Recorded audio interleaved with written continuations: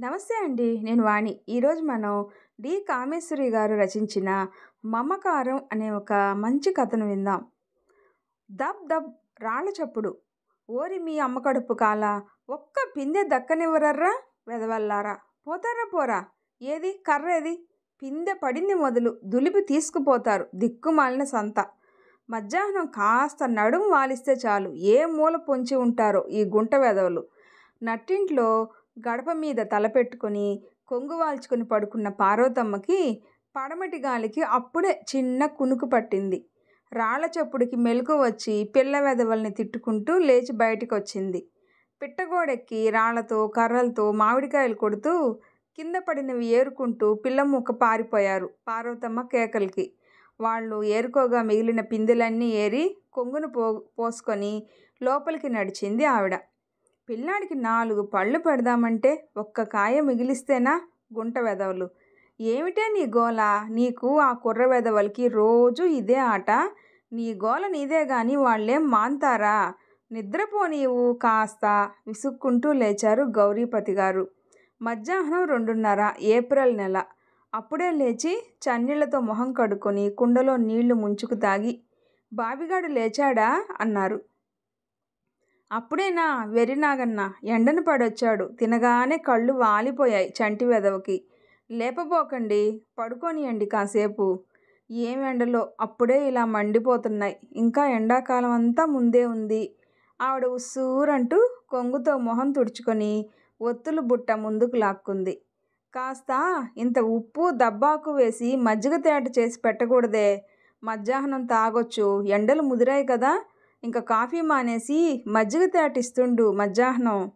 అలాగేలేండి, రేపటి నుంచి అలాగే. ఆ దబ్బ చెట్టు తాటి చెట్టులా ఆకాశాన్ని అంటుకుంది. సాయంకాలం 4 ఆకులు తెంపండి, నాకు అంది చావదు. మా అమ్మ అంటూ వాళ్ళ మాటలకి నిద్ర మెలకు వచ్చి కళ్ళిప్పాడు బాబిగాడు. అప్పుడే లేచావేం? కాసేపు పడుకో నాన్నా, ఇంకా ఎండగా ఉంది. మనవడి మంచం దగ్గరికి వెళ్ళి పక్కన కూర్చుంటూ అన్నారు గౌరీపతిగారు. తాతయ్య, రేపు నాకు మ్యాథమెటిక్స్ టెస్ట్ తాతయ్య. బోలెడు లెక్కలు చేయాలి. తాతయ్య, నాకు అన్నీ ఒకసారి చెప్పవు బెంగగా అన్నాడు. 7 ఏళ్ల పిల్లాడి కళ్ళల్లో పరీక్షలంటే ఆదుర్ద బెదురు చూసి పిచ్చికన్నా, పరీక్షలని నా తండ్రి ఎంత బెంగెట్టుకున్నాడో పాపం. నీకేమిరా, క్లాసులో నువ్వేగా ఫస్టు. తాతగారన్నీ చెప్పేశారు కదరా మనవడిని మురిపంగా చూస్తూ అంది పార్వతమ్మ. అట్లాగేలే. దబ్బును లేచి చన్నీళ్లతో మొహం కడుగేసుకొని పలకా బల్పం పట్టుకురా. అన్ని సమ్స్ ఓసారి చకచకా చేసేద్దాం. తాతగారు అనగానే నిద్రమత్తు ఎగిరి చెంగున దుమికి పెరట్లోకి పరిగెత్తాడు రవిప్రసాద్. మనవడికి గ్లాసు నిండా పాలు, భర్తకు కాఫీ ఇచ్చి తాత మనవడు లెక్కలు చేసుకుంటుంటే తాను ఒత్తులు చేసుకుంటూ తాతగారి ప్రశ్నలకు తెలివిగా చురుకుగా జవాబిచ్చే మనవడిని చూసుకుని మురిసిపోయింది నాయనమ్మ. ఆ మనవడే వాళ్ళ జీవితానికి వెలుగు, జీవనాధారం. బతుకులో రక్తి ముక్తి అన్నీ ఆ పసికందే వాళ్ళకి. 7 ఏళ్ల క్రితం 3 ఆడపిల్లలు కన్నిప్పకుండానే 2 పుట్టకుండానే 1 పోయాక, నోములు వ్రతాలు ముడుపులు కట్టాక పుట్టిన ఒక్కగానొక్క కొడుకు రవి 25 ఏళ్లు నిండకుండానే మృత్యువు స్కూటర్ రూపంలో పొట్టన పెట్టుకుంటే, 20 ఏళ్ల కోడలు కాళ్ళపారాణి ఆరకముందే విధవ అయితే ఆ దుఃఖం రంపపు కోత ఎలాంటిదో ఎరిగిన అందరూ వాళ్ళ దుస్థితికి కన్నీరు పెట్టారు. అల్లారు ముద్దుగా పెంచుకొని తెలివిగా చదువుకునే కొడుక్కి ఇంజనీరింగ్ చెప్పించి ఉద్యోగం రాగానే చక్కని చుక్కని తెచ్చి పెళ్లి చేసి కొడుకుని వదిలి ఉండలేక ఊరు వదిలి కొడుకుతో పాటు చేరి హాయిగా కృష్ణారామ అనుకునే వయసు వచ్చింది. కొడుకు నీడన మనవలతో ఆడుకుంటూ గడపొచ్చు అని సంతృప్తిగా రోజులు వెళ్లదీస్తుంటే, ఆ సంతోషం 4 రోజులు కూడా గడవకముందే కొడుక్కి మృత్యువు తోసుకొచ్చి వాళ్ళ కలలని ఆశలని సమూలంగా నాశనం చేసింది. కొత్త అల్లుడికి సంక్రాంతికి స్కూటర్ బహుమతిగా ఇచ్చిన ఆ మామగారు ఆ స్కూటరే కుమార్తె పసుపు కుంకుమని తుడిచేస్తుంది అనుకుంటే ఆ బహుమతి ఇచ్చేవాడే కాదేమో. కొత్త జంట ఆ స్కూటర్ ఎక్కి షికార్లు తిరగకుండానే ఆఫీసు నుంచి వస్తుంటే లారీ వెనక నుంచి గుద్దితే కళ్ళు ఇప్పకుండానే కన్ను మూసిన కొడుకుని చూసి ఆ రోజే కాదు ఈ రోజు కూడా వణికిపోతారు అది గుర్తుకు వస్తే. ఆ బాధ ఎలా తట్టుకున్నారో, ఎవరికోసం ఇంకా ఎందుకు బతకాలో అర్థం కాక అయోమయ స్థితిలో 10 రోజులు పూర్తయ్యాయి. వియ్యాలవారు కర్మ కాగానే పిల్లని తీసుకెళ్ళిపోతామని తేల్చి చెప్పారు. ఏ మొహం పెట్టుకుని ఉంచమని అడగగలరు? ఆ పిల్లకి ఇక్కడేం మిగిలిందని? ముక్కు పచ్చలారని ఆ పిల్లకి బోలెడు భవిష్యత్తు ఉందని తాము ఎరగరా? తాము పిల్లని చదివిస్తాం, ఉద్యోగం చేయిస్తాం, దాని అదృష్టం బాగుంటే ఏ సహృదయుడో దొరికితే రెండో పెళ్లి చేస్తాం అన్నది కూడా అంత దుఃఖంలోనూ అప్పుడే తేల్చి చెప్పేశారు. కన్నబిడ్డ భవిష్యత్తు గురించి ఆరాటపడే ఆ తల్లిదండ్రుల్ని ఎలా తప్పుపట్టగలరు? తమ కొడుకు నిర్భాగ్యుడు, అనుభవించే వయసులో ఏ అనుభవమూ లేకుండానే వెళ్ళిపోయాడు. ఆ పిల్లనైనా సుఖపడని.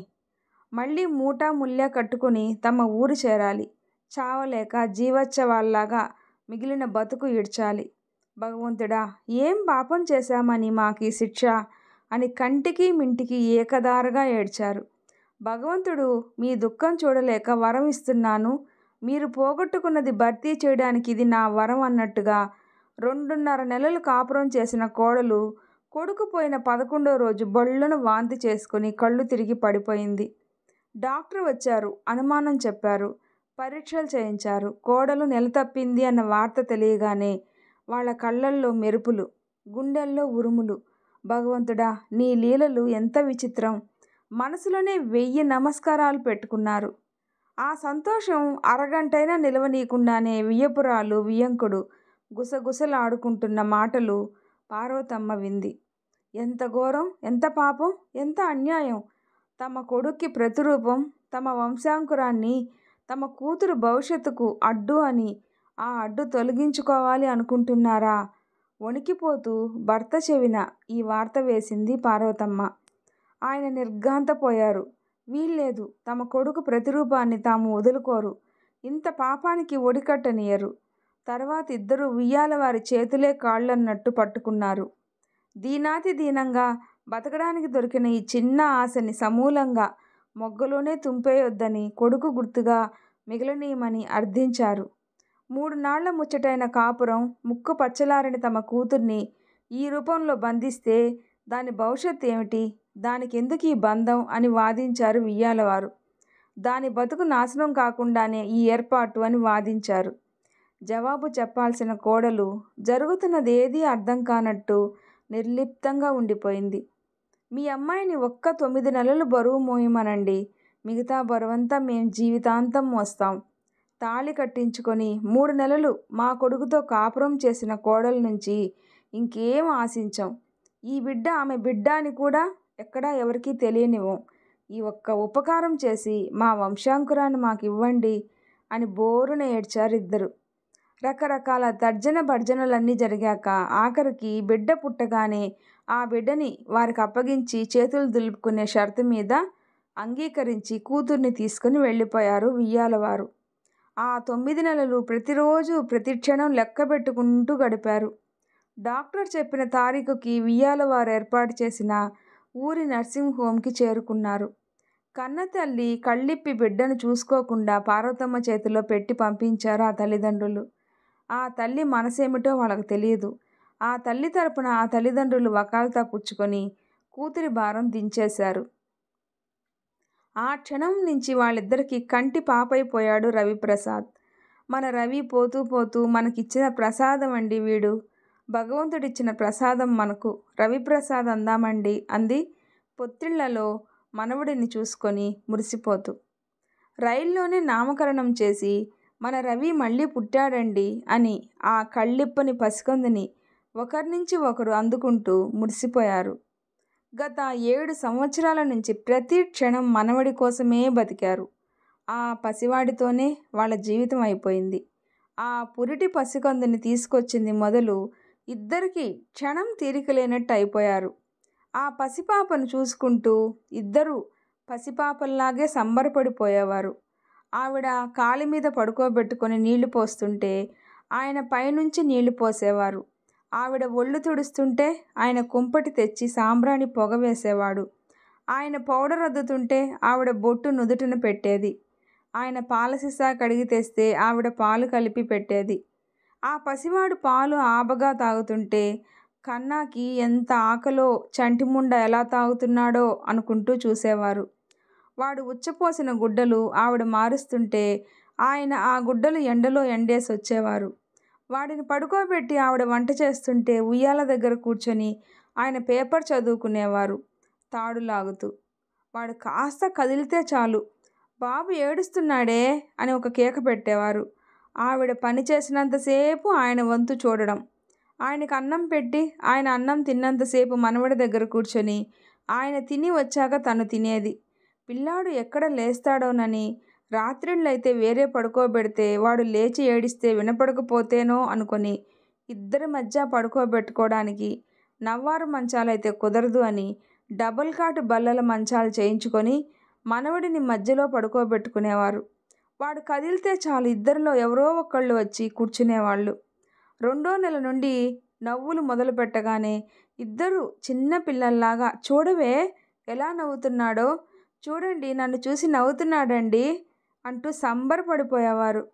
వాడు బోర్లా పడితే పెద్ద వింత, నోట్లో వేలేసుకుంటే ఆశ్చర్యం, వాడు పాకితే మురిపెం, నవ్వితే సంబరం, గుప్పిట బిగించి జుట్టు పట్టుకు పీకితే పరవశం, ముక్కు పట్టుకు లాగితే ఆనందం, ఊ ఆ అంటూ కబుర్లు చెప్తే సంబరం, లేచి కూర్చోడానికి వాడు పడే ఆరాటం పరమాశ్చర్యం. తాతని మామ్మని గుర్తుపట్టి బోసినోటితో నవ్వితే ఏనుగెక్కినంత సంబరపడిపోయి సంబరాలు పదే పదే చెప్పుకుంటూ వాడు తాత అన్న రోజు ఆయన కళ్ళల్లో నీళ్లు. వాడు తడబడుతూ అడుగు వేసిన నాడు పెద్ద ఘనకార్యం సాధించినంత గర్వం. వాడి అన్నప్రాసన నాడు పుస్తకం ముట్టుకుంటే నా మనవడు అని ఆయన సంబరం. మా అమ్మ వంట చేసుకుంటుంటే వంటింట్లోకి గుణగుణా నడుచుకుంటూ కొంగు పట్టుకు లాగితే మైలపడ్డానని కూడా గుర్తురానట్టు ఆవిడ నా తండ్రే నా బాబే నన్ను వెతుక్కుంటూ వచ్చావా అని మురిసిపోవడం. ఎన్నని చెప్పడం. వాడి ప్రతి చర్య, ప్రతి నవ్వు, ప్రతి మాట అనుక్షణం వాళ్ళ జీవితాల్లో నిండిపోయింది. వాడి ఒళ్ళు వెచ్చబడితే చాలు డాక్టర్, 2 పూటలా పాలు తాగకపోతే ఇద్దరూ దిగులు పడిపోవడం, 2 విరోచనాలైతే గాబరా, కాస్త జలుబు చేస్తే బెంగ, ప్రతి క్షణం కళ్ళల్లో ఒత్తులు వేసుకున్నట్టే వాడిని పెంచుకొని వచ్చారు. ఆ పసివాడి పెంపకంలో వాళ్ళు పొందిన అనుభూతి మాటలకు అందని అనుభూతి. ఏమండి, మన రవి కంటే మనం వీడినే ఎక్కువ ప్రేమిస్తున్నాం ఏమిటండి? కడుపున పుట్టిన బిడ్డ కంటే మనవడే ఎక్కువగా కనపడుతున్నాడేమిటండి? మనవడిని ముద్దులాడుతూ ఒకరోజు అంది పార్వతమ్మ. అవునే, వీడు మనవడే, అసలు కంటే వడ్డీయే ముద్దే, మన వారసుడే వీడు, మన ఇంటి దీపమే. అబ్బో అబ్బో ఏం ప్రేమ! రవి చిన్నప్పుడు ఉచ్చపోసిన అబ్బబ్బా బట్టలు తడిపేశాడు అని విసుక్కునేవారు. ఇప్పుడు వాడి ఉచ్చ మీకు పంచామృతంలాగా ఉందా? మనవడంటే అన్ని అసహ్యాలు పోతాయో ఏమిటో. నిజమేనే, వీడేం చేసినా అసహ్యం వేయడం లేదు, ఉచ్చలు పోసినా పంచ కూడా మార్చడం లేదు. వీడింత ప్రాణం అయిపోయాడే మనకు. నాకు ఆశ్చర్యంగానే ఉంది సుమండి. మన కడుపును పుట్టిన బిడ్డ కంటే వీణ్ణే మనం ఇంత ఎక్కువగా ప్రేమించడం కారణం చెప్పమంటావా? మన పిల్లల టైంలో మనకి బరువు బాధ్యతలు ఉండే వయసు, ఇంకా ఉడుకు రక్తం ఉండే వయసు, పిల్లల్ని పెంచడం ఒకటే పరమావధి కాదు అనిపించే వయసు అది. ఇప్పుడేముంది, జవసత్వాలుడిగి బాధ్యతలు తీరిన ఈ వయసులో మనవలతో మసలడం ఒక్కటే కదా తాత నాయనమ్మలకి మిగులుతుంది. వయసు తెచ్చే మెచ్యూరిటీ, అదే పరిపక్వత వల్ల సహనం, శాంతం, ఓర్పు అన్ని వేళలా పిల్లలు ఏడ్చినా అల్లరి చేసినా భరించే ఓర్పు వస్తుంది. పిల్లల టైంలో విసుక్కునే తల్లిదండ్రులు మనవల వేళకు వచ్చేసరికి నెత్తికెక్కించుకుంటారు. అంటే వయసు తెచ్చిన మార్పు. అందులో మన విషయంలో అయితే ఇంకా జీవితంలో మనకేం మిగిలింది? ఏ ఆశైనా, కోరికైనా, మమతైనా వీడే. అంచేతే వీడు తప్ప మనకు మరో ప్రపంచం కూడా లేదు. ఆయన విడమర్చి చెప్పారు. నిజమే, రవి లేకపోయి ఉంటే మన బతుకు నిస్సారంగా ఉండేది. ఆవిడ గొంతు రుద్ధమవగా మనవడిని గుండెలకు అద్దుకుంది. రవిని పెంచుకుంటూ వాడు అడిగింది లేదనకుండా, అడగకుండానే అన్నీ అమరుస్తూ ఒక్కో మెట్టు చెయ్యి పెట్టి ఎక్కిస్తున్న వాళ్ళిద్దరూ వాడి పెంపకంలో ఏనాడు ఏ ఇబ్బంది ఎదుర్కోలేదు. ఒకే ఒక్కసారి మాత్రం వాడు అడిగిన ప్రశ్నకు జవాబు చెప్పడానికి తడుముకోవాల్సి వచ్చింది. రవి 6 ఏళ్ల వాడైనప్పుడు ఒకరోజు స్కూల్ నుండి వచ్చి, తాతగారు నాకు మమ్మీ డాడీ ఎందుకు లేరు అని అడగగానే పక్కలో బాంబు పడ్డట్టు అద్దిరిపోయారు ఇద్దరు. ఇద్దరూ మొహాలు చూసుకుంటూ ఉండిపోయారు. మా అమ్మ, మా క్లాసులో అందరికీ మమ్మీ డాడీలు ఉన్నారు కదా, మరి నాకెందుకు లేరు తాతయ్య? మమ్మీ డాడీ అంటే ఏమిటి తాతయ్య? మనవడు అడుగుతుంటే ఆ పసివాడి ప్రశ్నకు జవాబు ఇవ్వడానికి తడుముకున్నారు. ఎందుకురా కన్నా అలా అడుగుతున్నావు?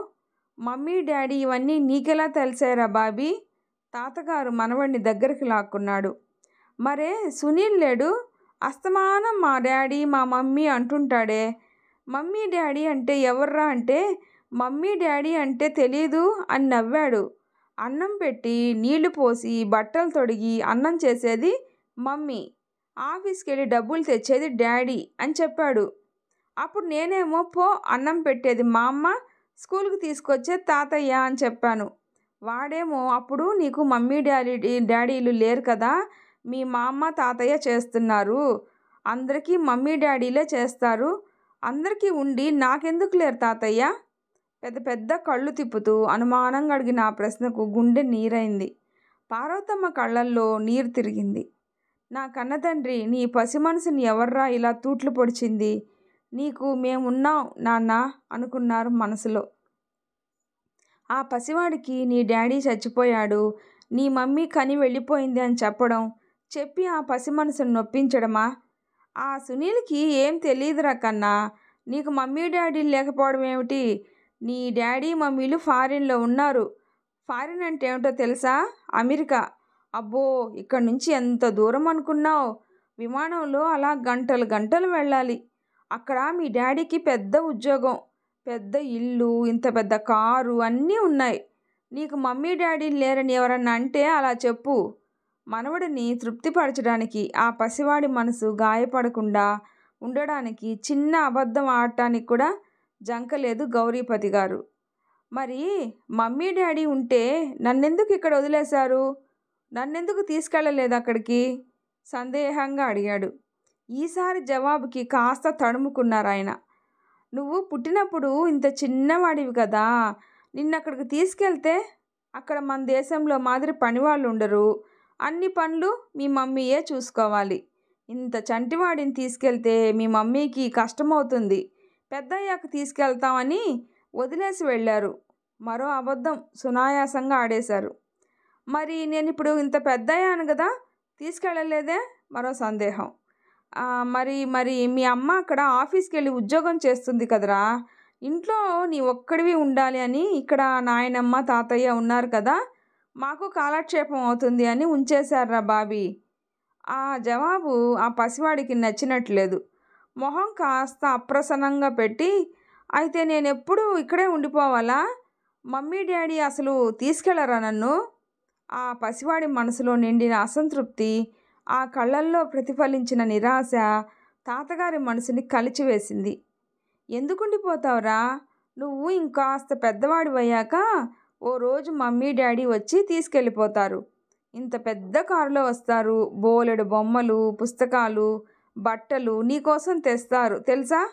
ఆ కళ్ళల్లో మెరుపు, సంతోషం చూసి వాడి ఆనందం కోసం ఎన్ని అబద్ధాలైనా చెప్పడానికి ఆయన సిద్ధపడ్డారు. నిజంగానా తాతయ్య? సిగ్గుగా అడిగాడు మళ్ళీ. ఏదో జ్ఞాపకం వచ్చి, తాతయ్య మా మమ్మీ డాడీ ఎలా ఉంటారు? నేను ఎప్పుడు చూడలేదు, చూపించరా తాతయ్య, ఒకసారి ఫోటో ఉంటే చూపించవు? 6 ఏళ్ల పసివాడికి ఎన్ని తెలుసు? స్కూలు పిల్లలు ఎన్ని విషయాలు మాట్లాడుకుంటారో. పార్వతమ్మ, గౌరీపతి గారులు మొహాలు చూసుకున్నారు. పిల్లాడు కోరిన కోరిక కాదని అనలేక పెట్టి అడుగున దాచి ఉంచిన పెళ్లి ఫోటో తీసి చూపించారు. అలా ఆల్బమ్ చూసుకుంటూ మురిసిపోతున్న మనవణ్ణి చూసి, ఏం బాబీ, తాతయ్యని నాయనమ్మని అప్పుడే మర్చిపోయావా? మమ్మీ డాడీ ఫోటోలు చూసే మమ్మల్ని మర్చిపోయావు, రేపు మీ మమ్మీ డాడీ వస్తే మమ్మల్ని కూడా మర్చిపోతావా? హాస్యంగా అన్న మాటల వెనుక వారి మనసులో చిన్న నీడలాంటి అసూయ. ఎంత చేస్తే మా అమ్మనవుతావు అన్న సామెతలో ఎంత నిజం ఉంది? వాడు చూడని తల్లిదండ్రుల మీద ఎంత అభిమానం, ఆసక్తి ఆ పసివాడికి. రవి జవాబు ఇవ్వకుండా ఫోటోలు చూడటంలో మునిగిపోయాడు. ఏరా బాబీ, నీకు ఇక్కడ బాగాలేదురా? మా అమ్మ తాతయ్య దగ్గర నీకు ఉండడం ఇష్టం లేదురా? నిన్నింత ముద్దు చేస్తున్నాం కదా, అమ్మ డాడీ ఎందుకురా మేముండగా? పార్వతమ్మ మనవడేమంటాడో అన్నట్టు అంది. రవి ఇద్దరి ముఖాలు మార్చి మార్చి చూశాడు. వాళ్ళిద్దరి మొహాల్లో ఆరాటం చూసి, బాగానే ఉంది కానీ మా ఫ్రెండ్స్ అంతా మమ్మీ దగ్గర ఉన్నారు కదా, నేనొక్కడినే ఇలా ఎందుకు ఉండాలి అని సంజాయిషీ ఇస్తున్నాడు. మీ మమ్మీ డాడీ వచ్చారనుకో మమ్మల్ని వదిలి వెళ్ళిపోతావురా బాబీ? మరి వెళ్ళొద్దా తాతయ్య? మమ్మీ డాడీల దగ్గరే కదా ఉండాలి అందరిలాగా లా పాయింట్ వేశాడు. ఆ పసివాడి మనసులో ఆలోచనలకి విస్తుపోయారు ఇద్దరు. మీరెందుకండి అలా చెప్పారు? ఇక రేపటి నుంచి మా అమ్మ నాన్న ఎప్పుడొస్తారు అంటూ అడుగుతూ ఉంటాడేమో పిచ్చి నాగన్న. మనవడు ఆడుకోవడానికి వెళ్ళిపోయాక పార్వతమ్మ భర్తను అడిగింది. మరేం చెప్పమంటావే ఆ చంటి వెధవకి? మీ నాన్న చచ్చిపోయాడు, మీ అమ్మ నీ మొహం కూడా చూడకుండానే మా చేతుల్లో పారేసింది అని చెప్పమంటావా? నిజం చెప్పి ఆ పసి మనసుని బాధ పెట్టడం కంటే వాణ్ణి ఆ అబద్ధంలోనే ఆనందాన్ని పొందని అలా అనే చెప్పాను. వెర్రి నాగన్న. అందరికీ అమ్మా నాన్న ఉన్నారని తనకు లేరని పాపం బాధ అనిపించింది. పిల్లలంతా అలా అంటే. ఆవిడ కళ్ళు తుడుచుకుంది కొడుకు గుర్తుకు వచ్చి. కాస్త వీడికి జ్ఞానం వచ్చాక ఆ రోజు నెమ్మదిగా చెప్పొచ్చు, మీ అమ్మా నాన్న అమెరికాలో లేరు, యాక్సిడెంట్లో చనిపోయారు అని. మరో అబద్ధం చెప్పి నమ్మించుదాం. ఏమిటో ఒకసారి అనిపిస్తుంటుంది, చంటి వెధవ వాడి కాళ్ళ మీద వాడు నిలబడే వరకన్నా మనం బతికి ఉంటామా? మనకు వయసు మీరింది, వీడా ఇంకా పసికందు. రేపు మనకేదన్నా అయితే వీడికెవరు దిక్కు అన్నదే తలుచుకుంటే నా గుండె నీరవుతుంది. ఆ భగవంతుడిని రోజు అదే ప్రార్థిస్తుంటాను, వీడిని దిక్కులేని వాడిని చెయ్యొద్దు అని. నీకు అలాగే అనిపించింది? రాత్రుల్లో ఒక్కోసారి ఈ ఆలోచన వస్తే నాకు నిద్ర పట్టడం లేదు. మనకేదన్నా అయితే వాడికి ఏమి ఏర్పాటు చేయాలా అన్న ఆలోచనలతోనే సతమతం అవుతున్నాను అన్నారు గొంతు రుద్ధమవుతుండగా. అన్నింటికీ నేనున్నాను, మీ సమస్యలు తీర్చడమే నా కర్తవ్యం. నారు పోశాను నీరు పోస్తాను అని భగవంతుడే అన్నట్టుగా ఓ నెల తర్వాత పరీక్షలయ్యి స్కూల్కి సెలవులు ఇచ్చాక ఉదయం 10 గంటల వేళ వీధిలో తన తోటి పిల్లలతో ఆడుకుంటున్న బాబిగాడు వగరుస్తూ లోపలికి పరిగెత్తుకొని వచ్చాడు. తాతయ్య తాతయ్య, మా మమ్మీ డాడీ వచ్చారు, పెద్ద కారులో వచ్చారు, నోట మాట రానంత సంభ్రమంగా అన్నాడు. గౌరీపతి గారు తెల్లబోయారు. ఏం కొంప మునిగిందో అన్నట్టు మడి కట్టుకుని వంట చేస్తున్న పార్వతమ్మ లోపల నుంచి వచ్చింది. మమ్మీ డాడీ రావడం ఏమిట్రా, ఎక్కడి నుంచి వచ్చారు? నవ్వుతూ అన్నారు నమ్మకం లేక. నిజం తాతయ్య, పెద్ద కారు ఆగింది, చూడు కావలిస్తే. ఇదిగో చూడు, మా మమ్మీయే మా డాడీ కూడా వస్తున్నారు లోపలికి, చూడు కావలిస్తే. మనవడు చూపించిన వైపు చూశారు గౌరీపతి గారు. గేట్లో నుంచి వస్తున్న జంటను చూసి సరిగా చూపు అనక కళ్ళజోడు పెట్టుకొని చూశారు. పక్కనో యువకుడు. ఇద్దరూ లోపలికి వచ్చారు. ఆయన రెప్ప వాల్చడం మర్చిపోయి దిగ్భ్రాంతిగా అరుణ వంక చూస్తూ ఉండిపోయారు. పార్వతమ్మ అయితే కళ్ళు నోరు తెరుచుకొని నిలబడిపోయింది. వాళ్ళిద్దరూ వస్తూనే గౌరీపతి గారికి వంగి దండం పెట్టారు. పార్వతమ్మ దగ్గరికి వెళ్ళి నమస్కారం పెట్టారు. అత్తయ్య, ఏమిటలా చూస్తున్నారు? మర్చిపోయారా నన్ను మావయ్య? అరుణని అంది ఆ అమ్మాయి. ఇది వరకు కంటే కాస్త ఒళ్ళు వచ్చి రంగు తేలి ఖరీదైన దుస్తులతో ఉన్న అరుణలో మార్పు వచ్చినా గుర్తుపట్టనంత రాలేదు. మావయ్య, వీరు ప్రభాకర్ మా వారు. పక్కనున్న అతన్ని పరిచయం చేసింది. అప్పటికి తేరుకొని తడబడుతూ లేచి నిలబడి, ఏమిటో ఇలా ఇన్నాళ్ళ తర్వాత నిన్ను చూస్తే నమ్మలేకపోయాను. రండి రండి లోపలికి, అలా కూర్చోండి. ఏమిటే అలా తెల్లబోతావు? భార్య వెరిదానిలా చూడటం గమనించి హెచ్చరించినట్టు అన్నారు గౌరీపతి గారు. ఎన్నాళ్ళైందమ్మా నిన్ను చూసి? మళ్ళీ జన్మలో చూస్తాననుకోలేదు, పార్వతమ్మ గాద్గదికంగా అంది. అరుణ తలదించుకొని, క్షమించండి అత్తయ్య, ఎలా రావాలో ఏ మొహం పెట్టుకు రావాలో అర్థం కాక ఇన్నాళ్ళు రాలేకపోయాను అంటూ కుతూహలంగా సిగ్గుగా చూస్తున్న రవిని చూసి, వీడు ఈ బాబు అంటూ ఆగిపోయింది రవి వంక చూస్తూ. అవునమ్మా, రవిప్రసాద్ ఎంత వాడయ్యాడో చూడు. గౌరీపతి గారు మనవణ్ణి దగ్గరకు లాక్కొని జుట్టు నిమిరారు ప్రేమగా. రవిప్రసాద్ అని పేరు పెట్టారా? రవి గొణుక్కున్నట్టు అనుకొని, రవి ఇలారా, చూడు నీకోసం బొమ్మలు, పుస్తకాలు, చాక్లెట్లు తెచ్చాను, చూడు ఇవన్నీ నీకే, మరి నా దగ్గరికి వస్తే ఇస్తాను. వెంట తెచ్చిన పెద్ద ప్లాస్టిక్ సంచుల్ని చూపిస్తూ అంది. చూశారండి, బాబు అప్పుడే ఎంత పెద్దవాడయ్యాడో. రవి ఇలారా మళ్ళీ పిలిచింది. రవి నెమ్మదిగా అడుగులో అడుగు వేస్తూ అరుణ దగ్గరికి సిగ్గుగా వెళ్ళాడు. చటుక్కున అరుణ రవిని దగ్గరికి లాక్కొని బుగ్గ మీద ముద్దు పెట్టుకుంది ఉద్వేగంగా. నీవు మా మమ్మీవే కదూ? రవి తల్లినే చూస్తూ అడిగాడు కొత్తలేనట్టు. అరుణ ఆశ్చర్యంగా, నీకెలా తెలుసు? ఎవరు చెప్పారు? నీ ఫోటో చూశాను, తాతయ్య చెప్పారుగా అన్నాడు పెద్ద కళ్ళు తిప్పుతూ. అరుణ నమ్మలేనట్టుగా గౌరీపతి గారి వంక ప్రశ్నార్థకంగా చూసింది. ఆయన తల పంకించి, మా మమ్మీ డాడీ ఏరి స్కూల్లో పిల్లలందరికీ ఉన్నారంటూ ఒకరోజు అడుగుతుంటే ఫోటోలు చూపించాను. మరి ఆ ఫోటోలో డాడీలా లేరే ఈ డాడీ? సందిగ్ధంగా అడిగాడు రవి. అరుణ ఏదో చెప్పబోయేలోగా గౌరీపతి వారిస్తున్న కళ్ళతో చూసి, అది చాలా పాత ఫోటో కదా బాబు. ఇప్పుడు మీ డాడీ కాస్త లావయ్యారు, అప్పుడు మీసం లేదు, ఇప్పుడు పెట్టుకున్నారు అంతే. ప్రభాకర్ గౌరీపతి గారి వంక ప్రశంసగా కృతజ్ఞతగా చూశాడు. మమ్మీ, మరి నన్ను ఇన్నాళ్ళు తీసుకెళ్ళలేదు, ఇప్పుడు తీసుకెళ్తావా నీతో అని అడిగాడు. అరుణ అర్థం కానట్టు చూసింది. గౌరీపతి గారు నెమ్మదిగా తర్వాత చెప్తానన్నట్టు సంజ్ఞ చేసి, రవి ఆ బొమ్మలన్నీ నీకే, ఆ సంచిలో తీసుకెళ్ళి చూడు, మరి నీ ఫ్రెండ్స్ అందరికి చూపించు మరి గౌరీపతి గారు అన్నారు. తీసుకెళ్ళినా మమ్మీ ఆనందంగా ఆ సంచులు పుచ్చుకొని వరండాలోకి పరిగెత్తాడు. మనవడిని బయటికి పంపించాక అరుణకి వాడి మాటలకు అర్థం విశదీకరించారు. వాడు అడిగినప్పుడు మనవడి మనసు కష్టపెట్టడం ఇష్టం లేక తను ఆడిన అబద్ధాలు చెప్పారాయన. అదన్నీ విన్న అరుణ దోషిలా తలదించుకునే ఆమె ఈ 6 ఏళ్లలో జరిగిందంతా టూకీగా చెప్పుకొచ్చింది.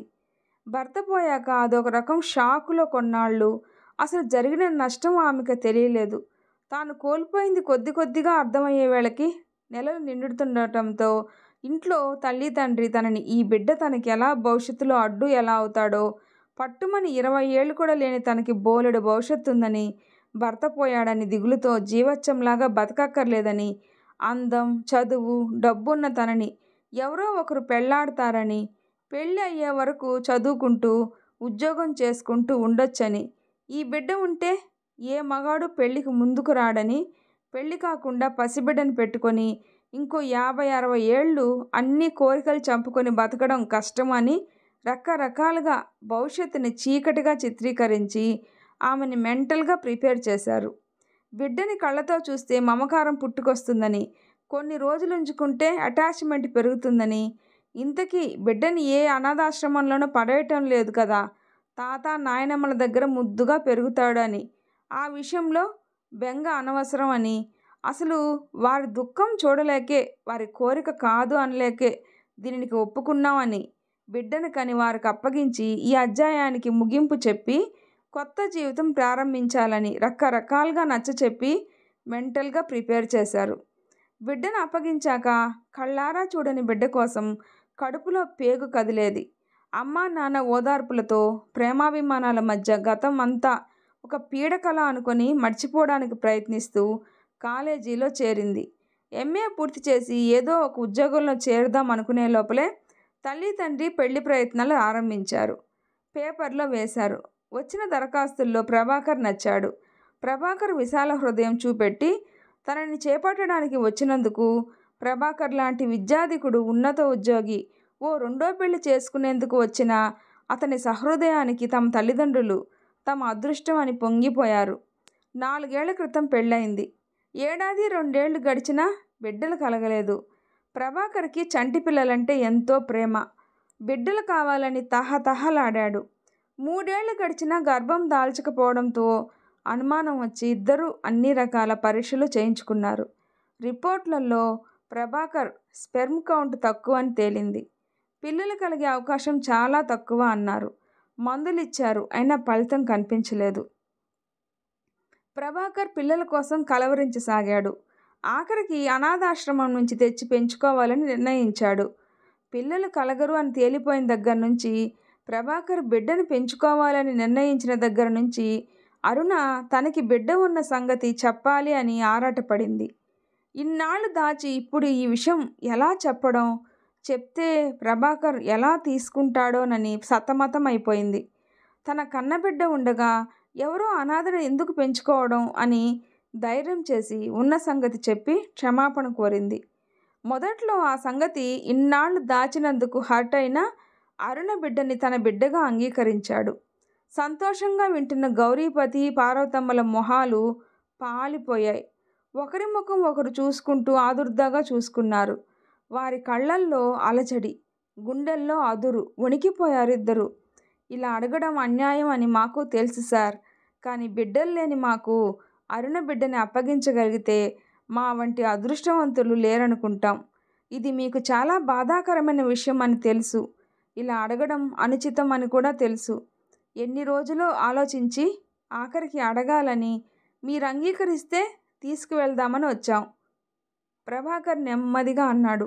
అరుణ ఆదుర్దాగా చూసింది. వీల్లేదు, ఎంత మాత్రం ఒప్పుకోను, పార్వతమ్మ ఆవేశంగా అరిచింది. 7 ఏళ్ళు 7 సంవత్సరాలు రాత్రింబవళ్ళు అనుక్షణం కంటికి రెప్పలా పెంచాం. మా ప్రాణం వాడు. వాణ్ణి ఎంత మాత్రం ఇవ్వం. ఇన్నాళ్ళు కన్న తల్లి అయి ఉండి ఒక్కసారైనా బిడ్డ ఎలా ఉన్నాడోనని వచ్చి చూసిందా? ఇప్పుడు పిల్లలు పుట్టలేదని వచ్చింది. మీకే పుట్టుంటే ఈరోజు వచ్చేదా? వాణ్ణి అలా పుట్టగానే వదిలించుకొని ఇప్పుడు ఏ మోహంతో వచ్చింది? పార్వతమ్మ ఉక్రోషంగా అంది. పార్వతి, గౌరీపతి గారు హెచ్చరిస్తున్నట్టు అన్నారు. అననండి మావయ్య గారు, ఆవిడ అన్నదాంట్లో అబద్ధం ఏముంది? కన్న తల్లిని అన్న విషయమే మర్చిపోయిన నేను ఆ మాటలకి దోషిలా తలదించుకోవడం కంటే ఏం జవాబు ఇవ్వలేను. అప్పుడు నాకేమిటో తెలిసి తెలియని వయసు. మా అమ్మా నాన్నల మాటల ప్రభావం నా మీద ఉండేది. పెళ్ళై కాస్త 2 ఏళ్ళు గడిచాక కానీ బిడ్డల విలువ తెలిసి రాలేదు. కన్నబిడ్డని దూరం చేసుకున్న బాధ అప్పటికి కానీ అర్థం కాలేదు. అర్థమైనా ప్రభాకర్కి చెప్పలేకపోయాను. ఇప్పుడు నాకు నేను చేసిన నేరం పాపం ఎంతటితో అర్థమైంది. మిమ్మల్ని అడిగే హక్కు నాకు లేదు. మీరు దయతలిచి ఇస్తేనే తీసుకెళ్తాను, కన్నీళ్ల మధ్య అంది అరుణ. వాణ్ణి నీకిచ్చేసి మేమెలా బతకాలి? వాడు కాకపోతే మాకు ఇంక బతికేముందమ్మా, గౌరీపతి గారు అన్నారు. నీ పరిస్థితి అర్థమవుతుంది. నీ పట్ల సానుభూతి. మమ్మీ మనం మన ఊరికి ఎప్పుడు వెళ్దాం అంటూ రవి పరిగెత్తుకొని వచ్చాడు. నాతో వస్తావా? నాతో వచ్చి అక్కడ ఉంటావా? అక్కడ స్కూల్లో చదువుతావా? అరుణ వాణ్ణి దగ్గరకు తీసుకొని అడిగింది. సంబరంగా అన్నాడు. వాడి మొహంలో ఆనందం చూసి పార్వతమ్మ గౌరీపతి గారుల మొహాలు మబ్బులు కమ్మినట్లయింది. అక్కడ స్కూలు బాగుంటుందా మమ్మీ? స్కూలు బాగుంటుంది కానీ మరి మా అమ్మని తాతగారిని వదిలి ఉండగలవా? మాతో వచ్చేస్తే తాత మామగారిని చూడాలని ఉండదా నీకు? ప్రభాకర్ అన్నాడు. రవి ఆలోచనలో పడ్డాడు. కాస్త అయోమయంలో పడ్డట్టు చూశాడు. తర్వాత 1 నిమిషం ఆలోచించి, సెలవుల్లో వస్తా తాతగారి దగ్గరికి. అనిత, విస్సు అందరూ సెలవుల్లోనేగా తాతగారింటికి వెళ్ళేది అని ఆ సమస్యకి జవాబు చెప్పేసి, ఏం తాతయ్య, సెలవుల్లో వస్తే మనం ఆడుకుందాం. మా అమ్మ నేను మమ్మీతో వెళ్ళి సెలవుల్లో వస్తాను. వాళ్ళని ఒప్పించడానికి అడిగినట్టున్నాడు. గౌరీపతి పార్వతమ్మ గారు మొహాలు చూసుకున్నారు. రవి గాద్గదికంగా అంది పార్వతమ్మ. ఏరా, నీకు మీ మమ్మీ దగ్గరికే వెళ్ళిపోవాలని ఉందా? మా దగ్గర ఉండాలని లేదు, మనవడిని దగ్గరకు లాక్కుని అంది ఆవిడ. రవి పెద్ద అవస్థలో పడ్డాడు. మా అమ్మ తాతయ్యల మొహాలు చూసి, మీరే కదా చెప్పారు ఓ రోజు మీ మమ్మీ డాడీ వచ్చి తీసుకెళ్తారు అని. సెలవులకి వస్తాగా తాతయ్యని మా అమ్మని మనతో తీసుకెళ్ళిపోదాం రవి. అలా అయితే ఏ గొడవ ఉండదు, ప్రభాకర్ అన్నాడు. అలాగే తాతయ్య, మాతో రావు? అప్పుడే తన ప్రయాణం నిర్ణయించేసుకొని తమని రమ్మని పిలుస్తున్న మనవడిని చూసి వాళ్ళకి ఇంకేం మాట్లాడాలో కూడా అర్థం కాలేదు. మీరు మాతో వచ్చి ఉంటే మాకంటే సంతోషించే వాళ్ళు ఉండరు. మీరొస్తే ఏ సమస్య ఉండదు. తొందర లేదు, ఆలోచించండి. మేమెలాగూ ఈ రోజంతా ఉంటాం. అరుణ ఏదో చెప్పబోతుంటే గౌరీపతి గారు తల అడ్డంగా ఆడించారు. ఆ ప్రసక్తి వద్దమ్మా, ముందు మీరు భోజనం అది చేయండి, తర్వాత మాట్లాడదాం. మనవడి ముందు మాట్లాడడం ఇష్టం లేక మాట తుంచేశారు గౌరీపతి గారు. ఆ రాత్రి పార్వతమ్మ భర్తని ఆవేశంతో దులిపేసింది, దుమ్మెత్తిపోసింది, ఏడ్చింది. ఇన్నాళ్ళు పెంచి కళ్ళల్లో ఒత్తులు వేసుకొని కాపాడింది వీళ్ళకి అప్పగించడానికా? నేను ఒప్పుకోనంటే ఒప్పుకోనని ఏడ్చింది.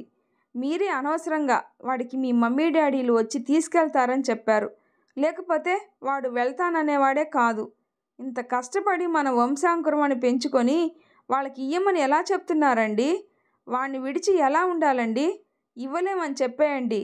రవిదేముంది, 2 రోజుల్లో మర్చిపోతాడు. వాడికి నేను నిజం చెప్పేస్తాను. అప్పుడు ఇంక వెళ్తానండు. పార్వతి, నీకేనా బాధ, నాకు లేదా? ఆ రోజు వాణ్ణి సముదాయించడానికి అన్న మాట ఇలా మనకే ఉచ్చు బిగిస్తుందనుకోలేదు. పార్వతి, వాడు చూడు తల్లి తండ్రి దగ్గరికి వెళ్ళాలని ఎంత సంబరపడుతున్నాడో. వాడే కనుక ఇష్టపడకపోతే బలవంతంగా పంపడానికి ఎంత మాత్రం ఒప్పుకునేవాణ్ణి కాదు.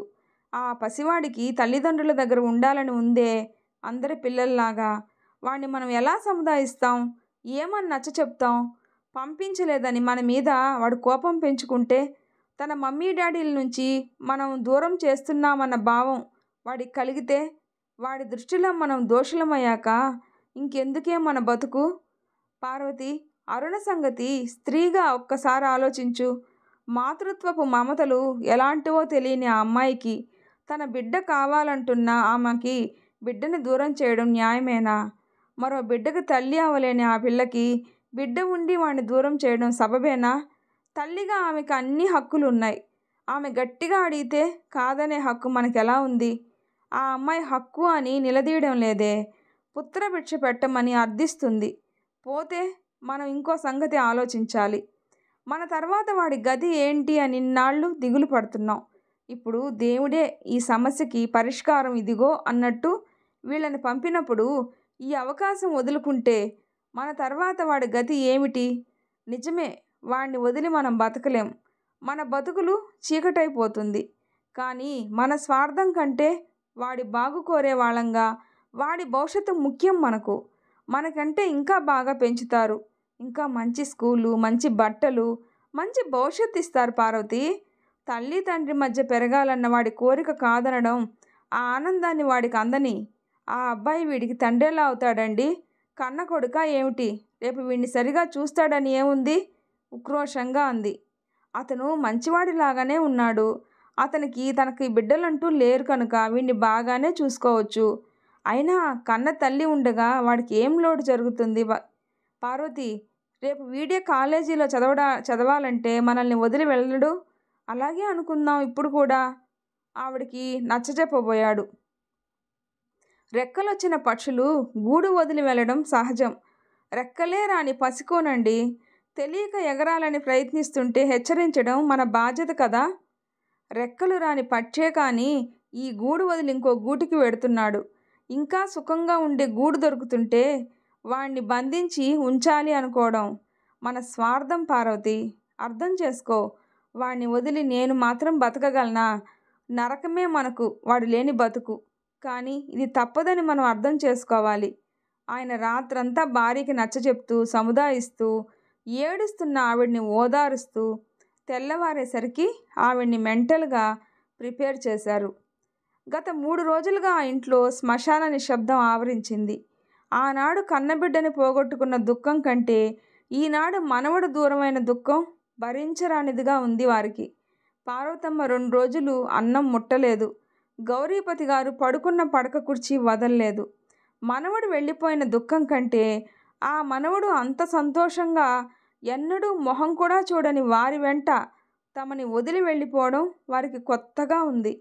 సంతోషంగా టాటాలు చెప్తూ వెళ్ళిపోతున్న ఆ మనవడి సంతోషం వారికి ఏం సంతోషం కలిగించకపోగా మరింత దుఃఖాన్నిచ్చింది. కాలం ఎలాంటి గాయాన్నైనా మాన్పుతుంది. వారం రోజులు గడిచేసరికి ఆ దుఃఖపు ఉద్వేగం కాస్త ఉపశమించింది. యాంత్రికంగా ఇంట్లో పనులు చేసుకోసాగింది పార్వతమ్మ. ఇద్దరి మొహాల్లో కళాకాంతులు లోపించాయి. తప్పదు అన్నట్లు ఇంట్లో తిరగడానికి అలవాటు పడ్డారు. ఆ రోజు మధ్యాహ్నం నిద్దట్లో చప్పుడికి ఉలిక్కిపడి లేచింది పార్వతమ్మ. అలవాటు ప్రకారం, ఓరి మీ అమ్మ కడుపులు కాలా, ఆ మిగిలిన 2 కాయలన్నా దక్కనివ్వండర్రా, పోతారా పోరా వెదవల్లారా అంటూ మామిడి చెట్టు దగ్గరికి వెళ్ళింది ఆవిడ. వెళ్ళాక కానీ ఆవిడకి గుర్తుకు రాలేదు. ఇంకా ఈ చెట్ల పళ్ళు తినటానికి ఎవ్వరూ లేరు, ఉండరు కదా అన్నది తట్టింది. విత్తు వేసింది ఒకరు, అనుభవించేది ఇంకొకరు అంటారు. తాతలు నాటిన చెట్ల ఫలాలు మనవలు తింటారు. తమకింకెవరున్నారు తినడానికి అనుకోగానే ఆవిడ బోరున ఏడుస్తూ చెట్టు కింద కూలబడింది. పిల్లలందర్నీ మీ అమ్మ కడుపుల కాలాన్ని తిట్టేదాన్ని. అందుకే ఆ భగవంతుడు 2 సార్లు నా కడుపు మీద దెబ్బ కొట్టాడు అనుకుంటూ ఏడవసాగింది. భార్య ఏడుపు విని గాబరాగా బయటికి వచ్చిన గౌరీపతి గారు ఆవిడ ఏడుపుకి కారణం తెలుసుకొని వేదాంతిలా ఓ నవ్వు నవ్వారు. భార్య తల మీద చెయ్యి వేసి ప్రేమగా తల నిమురుతూ చెట్టు పైకి చూశారు. చెట్టు మీద ఉండే కాకి గూడు ఖాళీగా ఉంది. చిటారు కొమ్మల మధ్య దాక్కుని ఉన్న 2 మామిడి పళ్ళు, పిల్లలకి అందకుండా మిగిలిన 2 పళ్ళు బంగారు రంగులో మెరిసిపోతూ రేపో మాపో రాలడానికి సిద్ధంగా ఉన్నవి కనిపించాయి. ఈ స్టోరీ మీకు నచ్చినట్లయితే ప్లీజ్ లైక్ షేర్ చేయండి, సబ్స్క్రైబ్ చేసుకోండి. స్టోరీ ఎలా ఉందో తప్పకుండా కామెంట్ చేయండి. Thanks for listening.